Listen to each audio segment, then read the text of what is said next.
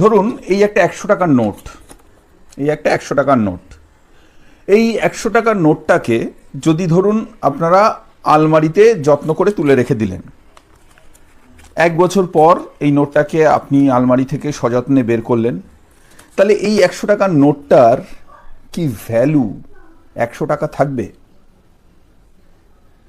প্রশ্নটা আপনাদেরকে করছি। যদি উত্তরটা চান, উত্তর হবে না। কেন? কেন? এখানটাই প্রশ্ন, এখানেই সমস্ত ইনভেস্টমেন্টের উত্তর লুকিয়ে আছে। কেন থাকবে না? মূল্যবৃদ্ধি এই শব্দটা শুনেছেন তো আপনারা? আমাদের ভারতবর্ষে অ্যাভারেজ মূল্যবৃদ্ধির হার 6.5% থেকে 7%। তার মানে যদি আমি 1 বছর পর আলমারি থেকে এই টাকাটা বার করি, টাকাটা দেখতে 100 টাকার মতনই থাকবে। 100 লেখা থাকবে, এর মধ্যে রিজার্ভ ব্যাঙ্ক অফ ইন্ডিয়ার নামটা লেখা থাকবে, গভর্নরের সিগনেচার থাকবে, 15টা ভাষায় যে 100 টাকা লেখা আছে সেটা থাকবে, গান্ধীজির মুখটা যেমন রয়েছে তেমন থাকবে, কিন্তু এটার ভ্যালুয়েশন কমে যাবে। মূল্যবৃদ্ধির হার 6.5% বা 7% মানে প্রত্যেক বছর আপনার এই 100 টাকার ভ্যালুয়েশন 7 টাকা করে কমবে।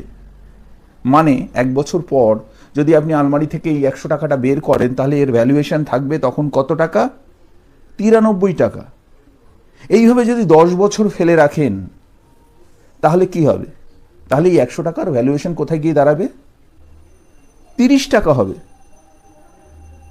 প্রত্যেক বছর 7 টাকা করে কমছে, 30 টাকা হবে।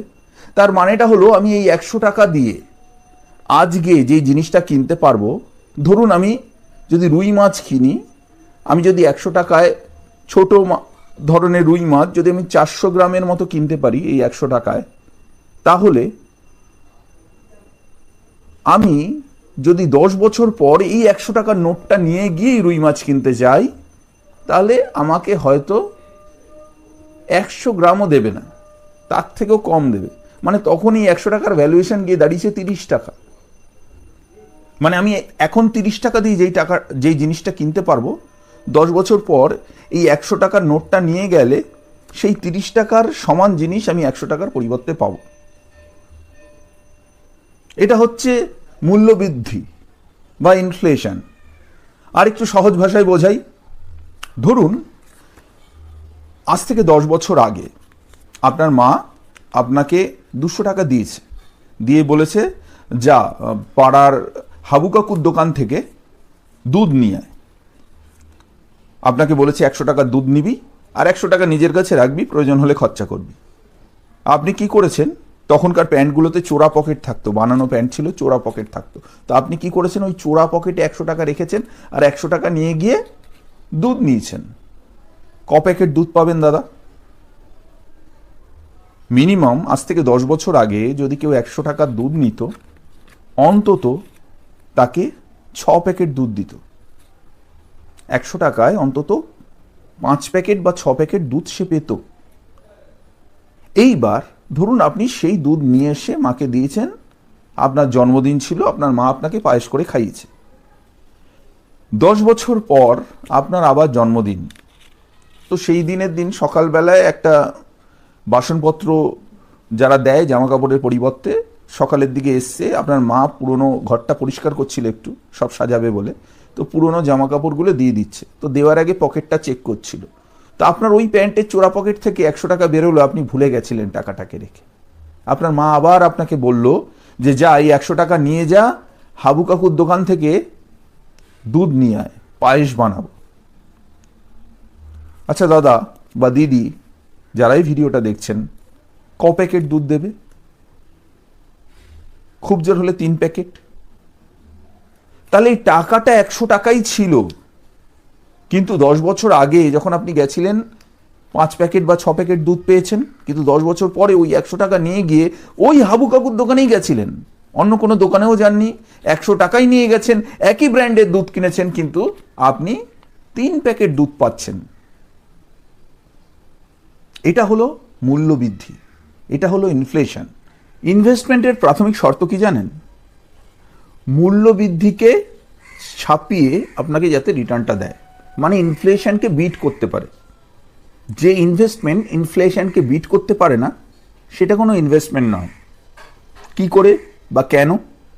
ধরুন আপনি 10 লক্ষ টাকা ইনভেস্ট করবেন, ব্যাংক কিংবা পোস্ট অফিস যে কোনো জায়গায় করতে পারেন, কিংবা এমন কোনো প্রতিষ্ঠানে করবেন যেখান থেকে আপনি সিকিওর রিটার্ন পাবেন। এবার আপনি যদি দেখেন ভারতবর্ষে ব্যাংক, পোস্ট অফিস কিংবা অন্যান্য যে সমস্ত সিকিওর রিটার্ন দেয় সেই প্রতিষ্ঠানগুলো বেশিরভাগই 6% থেকে 7.5 কি ম্যাক্সিমাম 8%-এর মধ্যে রিটার্ন দেয়। সিনিয়র সিটিজেনদের ক্ষেত্রে একটু বেশি হতে পারে। এইবার আমি যে কথাটা আপনাদের আগের বলেছিলাম যে আমাদের মূল্যবৃদ্ধির হার 7%-এর মতো, তাহলে আপনাকে যদি কেউ ম্যাক্সিমাম 8%ও রিটার্ন দিচ্ছে, তার মানে আপনি গেইন করছেন কত? 1%। মানে আপনার ধরুন 10 লাখ টাকা আপনি পোস্ট অফিসেই ধরে নিন রেখেছেন, পোস্ট অফিসে 10 বছর 6 মাস পর বা 11 বছরের কাছাকাছি সময়ে আপনার টাকাটা ডবল হয়েছে, আপনি খুব আনন্দিত। আপনার আপাত দৃষ্টিতে দেখে মনে হচ্ছে আমার 10 লাখ টাকা 20 লাখ হয়েছে, কিন্তু আদেও কি হলো দাদা? কারণ মূল্যবৃদ্ধিও তো সাইমানটেনাসলি সেম পাশাপাশি চলেছে। আপনাকে সে যেমন 7.1% 2% ইন্টারেস্ট দিয়েছে, আপনার 7% মূল্যবৃদ্ধিও পাশাপাশি চলেছে দুটো। আপনার 10 লাখ টাকা 20 লাখ হওয়াতে আপনার আপাত দৃষ্টিতে মনে হচ্ছে বা অঙ্কের খাতায় আপনি দেখাতে পারবেন 10টা 20 হয়েছে, কিন্তু বাস্তবে সেটা নয়। আপনি 10 লাখ টাকা দিয়ে 10 বছর আগে যে জিনিসটা পারচেস করতে পারতেন, 20 লাখ টাকা দিয়ে 10 বছর পরে 11 বছর পরে আপনি সেম জিনিসই পারচেস করতে পারবেন। তাহলে আপনার টাকাটা কি আদেও ডবল হলো? আপনার টাকা কখন ডবল হতো? যদি আপনার এই 10 লাখ টাকাটা 40 লাখ হতো, মানে আপনি অ্যাটলিস্ট 12% বা 12.5% বা 13%-এর মতো রিটার্ন পেতেন। তাহলে ইনফ্লেশনের রেট হচ্ছে 6.5 বা 7%, ওটাকে বাদ দিয়ে বাদ বাকি আপনি 6% বা 7% রিটার্ন পেতেন। ওটা হচ্ছে আপনার অ্যাকচুয়ালি রিটার্ন জেনারেট করত। এগুলো রিটার্ন না, এগুলো হচ্ছে সাধারণ নিম্ন মধ্যবিত্ত, মধ্যবিত্ত বা দরিদ্র মানুষদের, মধ্যবিত্ত শ্রেণীটাকে আমি এর বাইরেই রাখবো, কারণ তারা অনেক জানে, অনেকটাই পড়াশোনা করে, তারা অনেক আপডেট।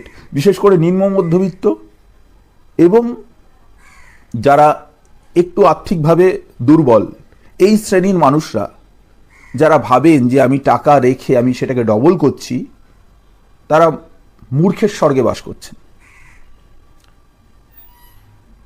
এটা কোনো ইনভেস্টমেন্টের পদ্ধতি না। অ্যাকচুয়ালি কিভাবে আপনার টাকাকে ডবল করা যায়, কিভাবে আপনি ম্যাক্সিমাম রিটার্ন পেতে পারেন, ইনফ্লেশনকে কিভাবে বিট করতে পারেন, সেটা যদি জানতে হয়, প্রপার অ্যাডভাইস নিতে হয়, কল করুন আমাকে। তলায় নাম্বার দেওয়া আছে, কল করুন, যোগাযোগ করুন। প্রচুর মানুষ যোগাযোগ করছে, প্রচুর মানুষ ইনভেস্টমেন্ট করছে, আমি তাদেরকে সহযোগিতা করে থাকি। যোগাযোগ করুন, আপনাদের প্রপার অ্যাডভাইস দিয়ে দেবো। ভালো থাকবেন, সুস্থ থাকবেন, আমার সঙ্গে জুড়ে থাকবেন। ধন্যবাদ।